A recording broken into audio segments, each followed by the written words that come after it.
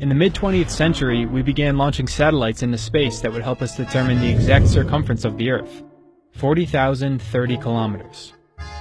But over 2,000 years earlier in ancient Greece, a man arrived at nearly that exact same figure by putting a stick in the ground.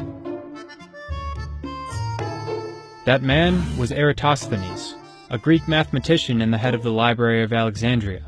Eratosthenes had heard that in Syene, a city to the south of Alexandria, no vertical shadows were cast at noon on the summer solstice. The sun was directly overhead.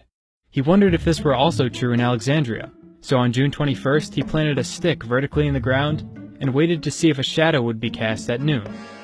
It turns out there was one, and it measured about 7 degrees.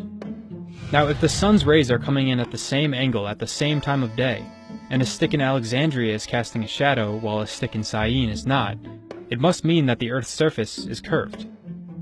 And Eratosthenes probably already knew that.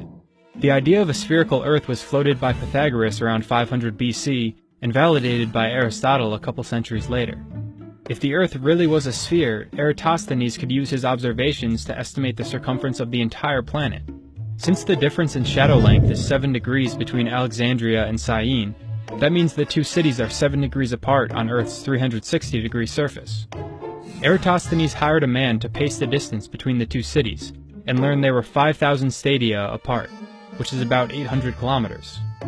He could then use simple proportions to find the Earth's circumference.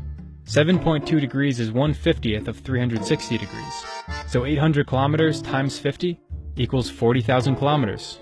And just like that, a man 2,200 years ago found the circumference of the entire planet with just a stick and his brain.